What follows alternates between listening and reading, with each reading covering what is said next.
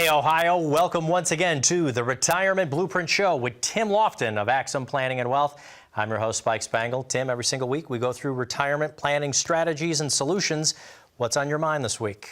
Well, the same thing that's on my mind every week, Spike. We want to help people retire and, more importantly, stay retired. You know, and it takes tools, and we call them financial Right. tools, but that's why today's program is called the Retirement Toolbox. What tools do you need? What tools are most often provided for you? What tools are really dangerous in some people's hands? And what new tools are out there maybe that can help us? So do you mind going through our toolbox today? Do you remember the first toolbox you ever got? I absolutely do, and I remember my grandparents got it for me for a birthday.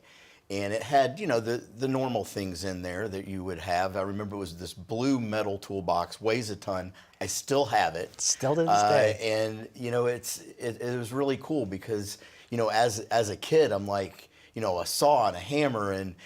But here's the thing, Spike. I don't know how to use any of those things. I mean, my grandfather showed me a little bit, but I didn't really know. And I can't help but wonder how many people out there have tools that are in their retirement toolbox that they don't know how to use. Right. Because a tool in the wrong hands can be dangerous. Right. Right? It can actually do the opposite of what we're trying to do. So let's start with usually the first grouping of tools that go into our retirement toolbox. It's that 401k. It is. And so here we are self-selecting, we are self-saving amounts. Are people dangerous with this in their hands for a 20, 30-year period? Well, yes and no. I mean, it all depends on, are they getting advice? You know, where are they getting their advice from? Who's helping them with that? Listen, every tool is a great instrument in the right hands, if used properly, if used safely. If it's not, disaster can happen. And so as we look at that 401k in the toolbox and we open up that toolbox and we pull that 401k out and look at it, you know, what is that thing? Like, what do we use it for? How do we use it? It's not the tool itself. It's what we do with the information that is going to fund that tool. How much do you need to be saving on a monthly basis? How much do you need to be saving to get towards that goal? What is your goal? How long till retirement? Do you need to be using the catch-up tool inside of that 401k? Yep, that's right. That tool has tools inside of it. It has things like a Roth option where the money is tax-free. It has a pre-tax option where the money is tax-deferred.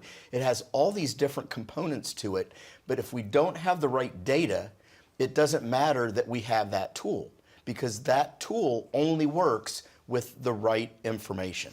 Inside these 401ks, as you say, now there's tools inside of tools. Right. Often one now that's a newer one to our financial toolbox is the target date fund that comes inside the 401k. Are you a fan of this tool? I am. You know, as I think about the 401k, its closest tool that I can think of is a Swiss Army knife. It has all those different features in there. Some of them I've never used. There's a corkscrew in my Swiss Army knife. I've never used the corkscrew. I have. You haven't gone camping with a bottle of wine? I have not. Use the corkscrew. I guess I need to be camping with you, Spike. Here's the thing. All of those tools are in that Swiss Army knife for a reason. They're in that 401k for a reason, but they don't necessarily fit for every person. You have to start with a plan. You have to start with getting advice. That's why we created the Retirement Blueprint, to do exactly that. You bring us in your Swiss Army knife, we'll show you which tools you need to use. But that's part of my problem, though, that this is one of the main tools that people use for a 20, 30, maybe 40-year savings period, getting themselves towards retirement.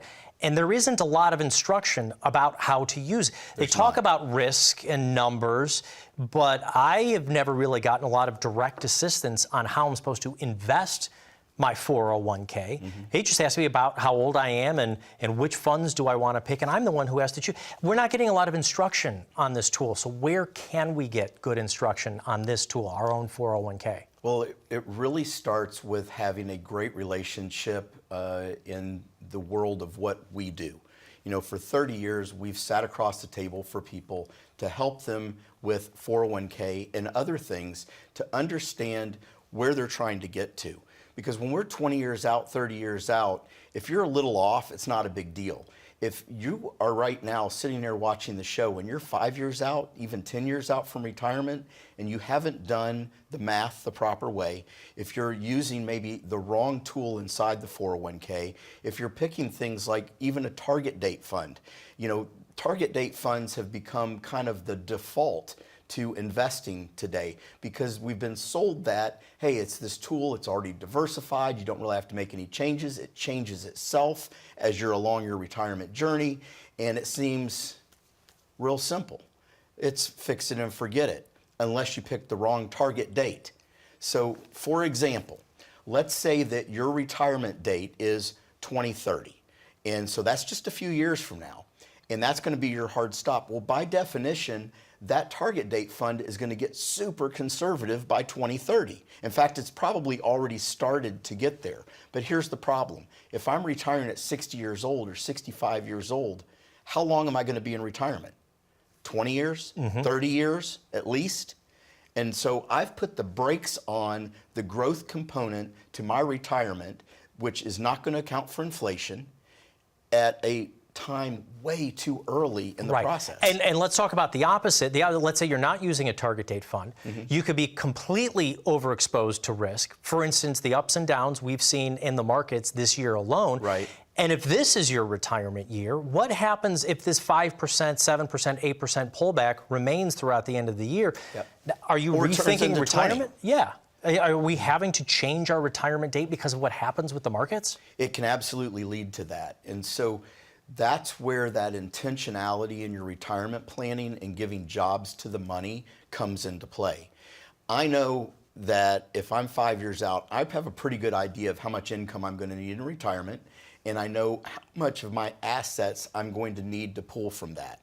When I have that math done and I have those solutions on paper, it allows me to give the job to income to the amount that I need to do that. I'm removing volatility, I'm removing risk, and I'm allowing that money to be secure, which frees up the rest of those dollars for growth, and volatility isn't a concern at that point. Right. Do you know how to use the tools that are in your retirement toolbox? Can you make additions to them?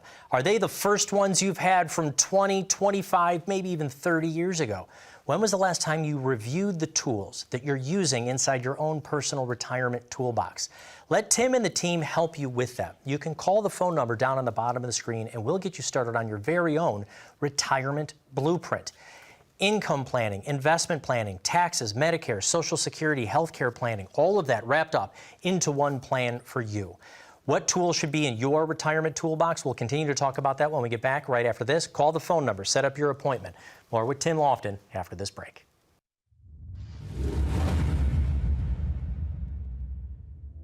One of the things that we're seeing in the office today is people are coming in with statements that are down 15, 20, 30%, and they're still needing that same income withdrawal, which means the percentage they're taking out from their portfolio is now higher, which increases that risk of running out of money in retirement. This is where planning for volatility really comes into play, and it's the biggest shift that we're making for new people coming in our office, trying to help them recover what they've lost, but also make sure that they don't run into that same situation down the road. When you're looking at retirement planning versus pre-retirement planning, that's the difference. One is about accumulation. It's about growing your money over time. Once you get to retirement, it's about distribution, which is a different strategy. At our office, what we focus on is giving jobs to the money. It's making sure that the dollars that we need to produce income have that volatility removed. That allows us to take risk in other areas because we have our income figured out. If volatility has been an issue, if you're looking at your statement right now and it's down 15, 20, 30%, do you know how you're going to get back? Do you know what you're going to do in the future if that happens again? If you don't, sit down with us for a complimentary review. Let us design a retirement blueprint to help you retire and, more importantly, stay retired.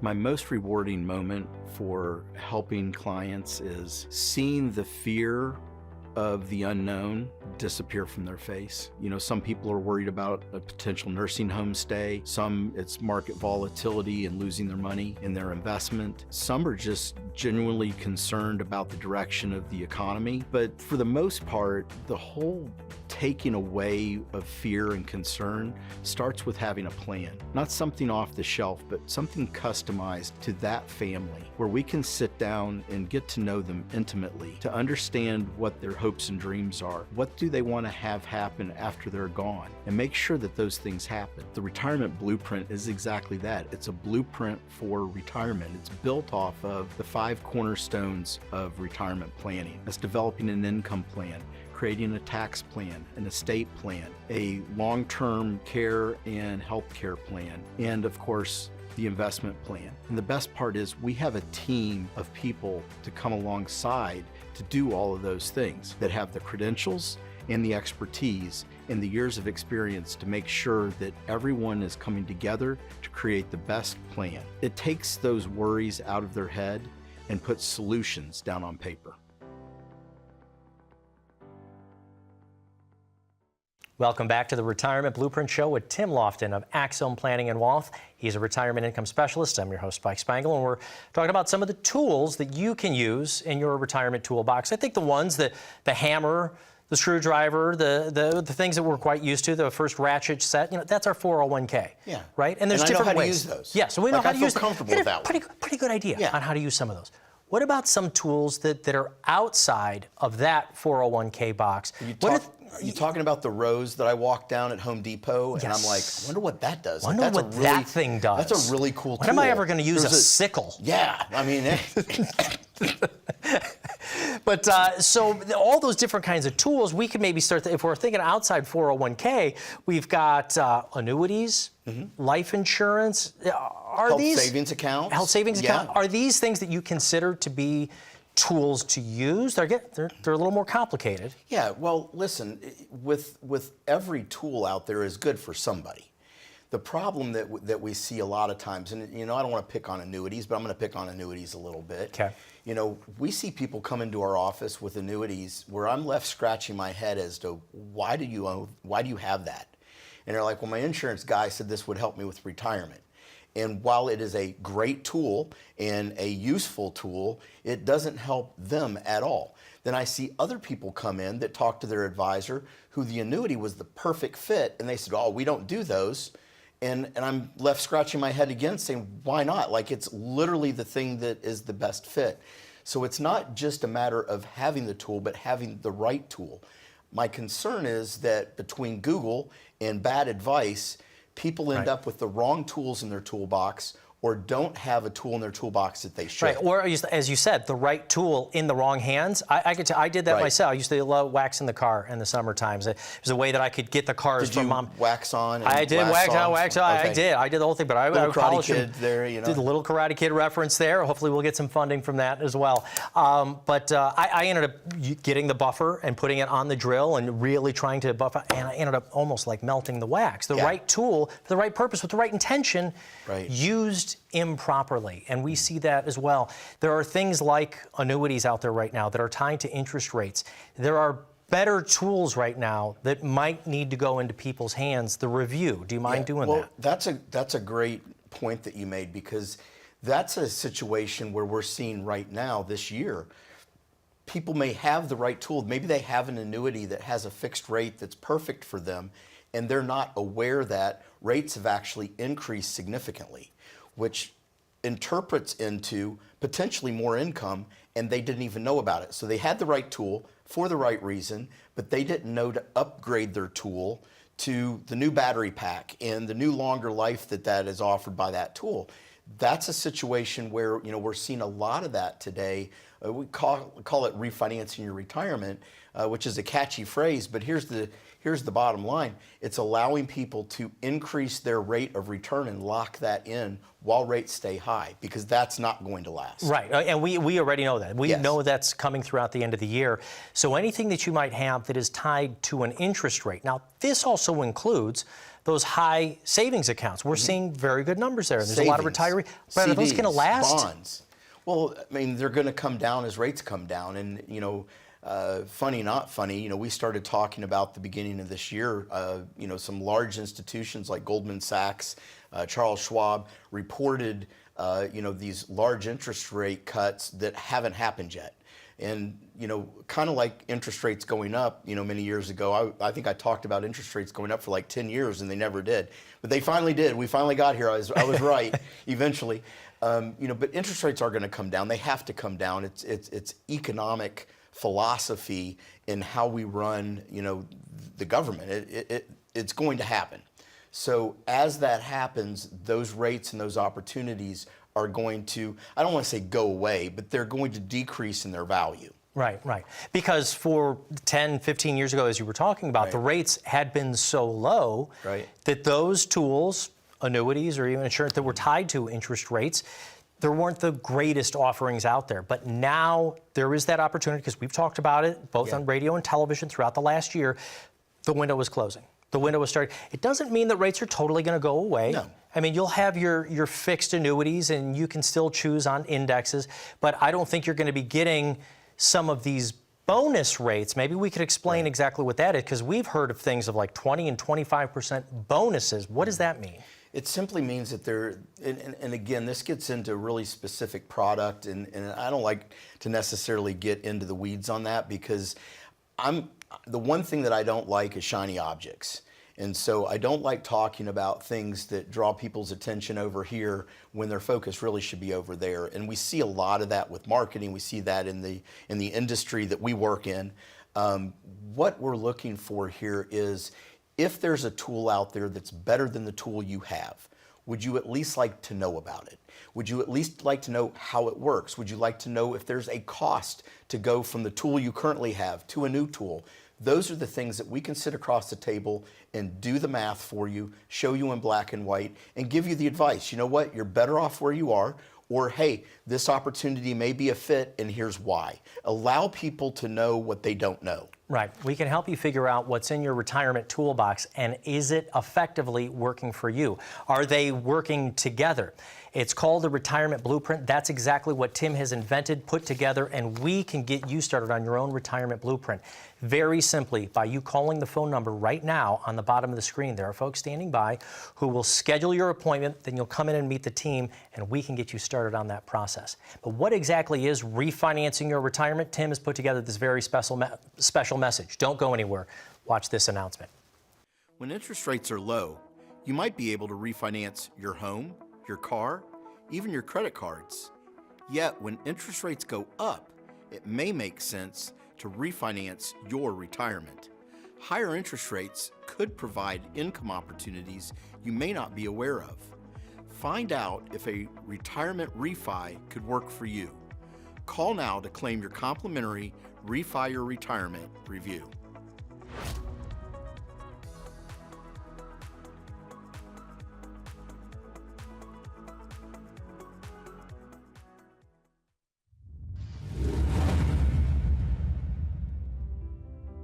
It goes back actually when I was 11 years old. That was the first time I discovered what not having money felt like. I remember being in Sunday school class, and one of the parents came in to let us know that the ski trip, which was kind of a rite of passage at 12, was coming up.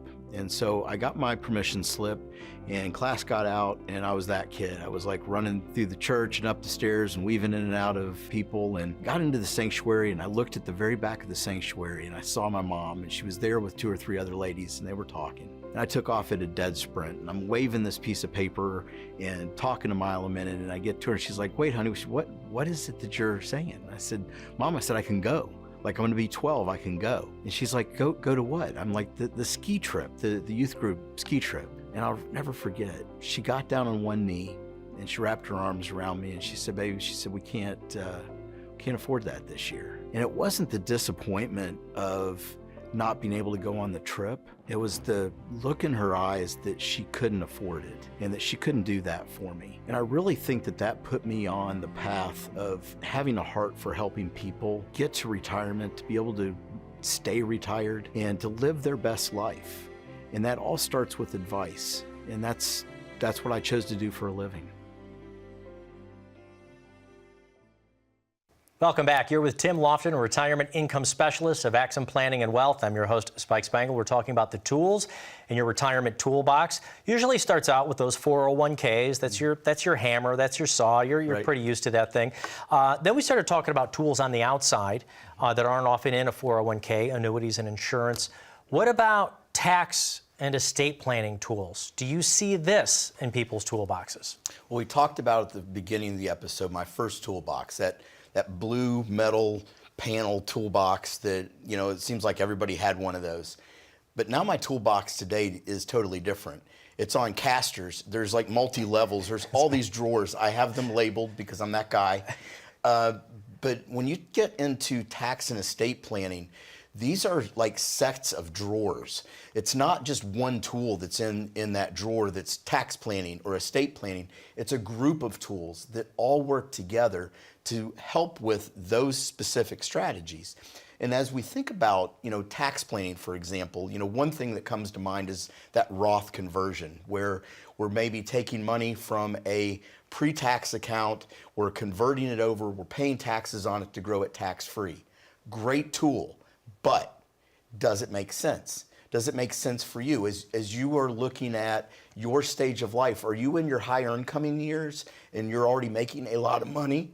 What is that tax going to look like for you? It may not make sense. However, for somebody that's already retired, that's in a lower income bracket, it may make perfect sense. Right. Estate planning, that's when we start talking about the tool aisles at those big box places, Right. the orange one and or the blue one, we all know that, well, we can say Lowe's and Home Depot. If they want to sponsor us, that'd be great too. I'm waiting for that sponsorship. I mean, there's just hundreds of aisles down there. And Yeah. when it comes to this stuff, I think the tools we're most accustomed to having, again, the insurance, maybe an annuity, the 401k, but the estate planning tools, when folks come to your office, is this usually one that's left out of the box? It's a lot of times one that they're coming in specifically for because we've talked about it on the show, we've talked about it on radio, or maybe they've just gotten to that point in their life. Here's the analogy. So we say a word like trust. I'm gonna put my money in a trust. That's like me saying in my toolbox, screwdriver. Well, there's flathead, there's Phillips head, there's all those different variances, there's different sizes. Trusts in estate planning is no different. There's lots of different types of trusts. There's lots of different types of estate planning tools. Understanding which one is the best fit for you, for your family, is our job. We have an estate planning attorney that's all he does is figure out not that you need a screwdriver, but which screwdriver you need, and is able to take that and put it into practice. In our retirement toolbox, does everybody need the same estate planning tools? Because you said that the will, the trust, powers of attorney, healthcare powers of attorney. Is this something you'd like in everybody's box, or does it really depend on your family and situation? Everybody needs an estate plan. If you don't have an estate plan, you have an estate plan. No estate plan simply means that the people that you elected in Ohio are going to determine what happens to everything you've worked your entire life for if you pass away. I don't like that plan, but it is indeed the plan you've chosen if you don't have an estate plan. What we like to do is take a look at family dynamic. Does everybody have the same? Of course not. It couldn't possibly. First marriage, second marriage, divorce, widow, all those people have different dynamics. Whether or not you have kids or no kids, what's the age of your kids? How good are they with money? Those are all questions that lead to the solution inside of your estate plan of making what you want happen. Estate planning is simply put, it gives what you want to who you want, when you want, the way you want, with the least amount of fees possible. That's the outcome. How we get there is determined by what you need. That we learn by having a conversation, by sitting across the table and understanding your family dynamic and where you want to go. My grandfather was a great tool guy. He fought in World War II. He worked on cranes and he worked on the ducks that went across on the Pacific. And he worked with all kinds of machinery. And you should have seen his garage. He loved to spend time in the garage. And one of the things that when he passed away is my grandmother left me a lot of his tools. Mm-hmm. And it's kind of the same thing. We'll inherit some of the tools of our parents and grandparents, right. And they're tools that we've had around for decades. But I didn't really know how to use a lot. I really appreciated the sentiment of it, but it was kind of like, what do I do with this? When it comes to inheriting the tools, should we have conversations then with our heirs? What are we going to use? How do we use that? How to best implement that? What about the passing these tools to the next generation, Tim? Right. And so, when you say, tell me that story, Spike, I have a drill that I got from my grandfather that he may have gotten from his grandfather for all I know. And so it has a drill bit, and you hold the top of it, and you go like this. Now, it will indeed make a hole eventually.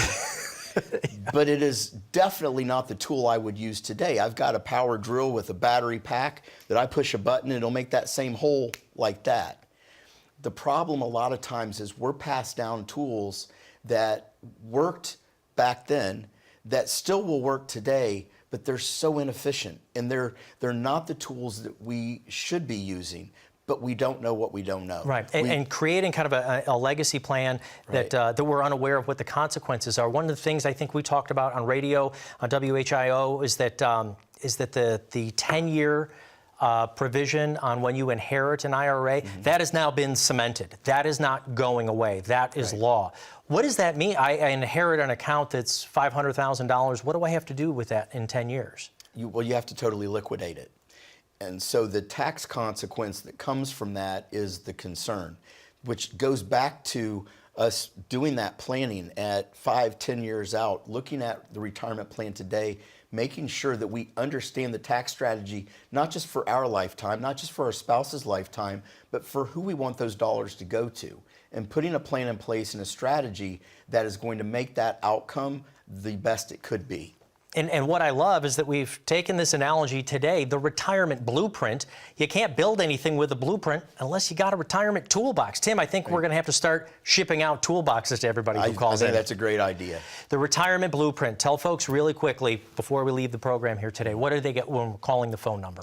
When you call the phone number, what you're going to get is an opportunity to sit down with us. This isn't a pamphlet that we send out. This is a custom plan that we put in writing for you, our listeners and our viewers, to be able to sit down and have a plan for your income, for your investments, for your claiming strategy on Social Security and pension, an estate plan, and a tax plan, all wrapped up into one. Tim, great joy today. A lot of fun talking about the retirement toolbox. What tools do you have in there?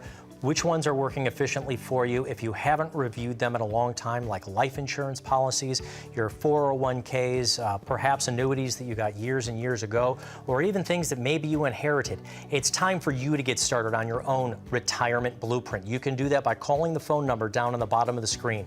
Folks are standing by right now to schedule your appointment with Tim Lofton. Thank you so much for watching. We'll be back next week.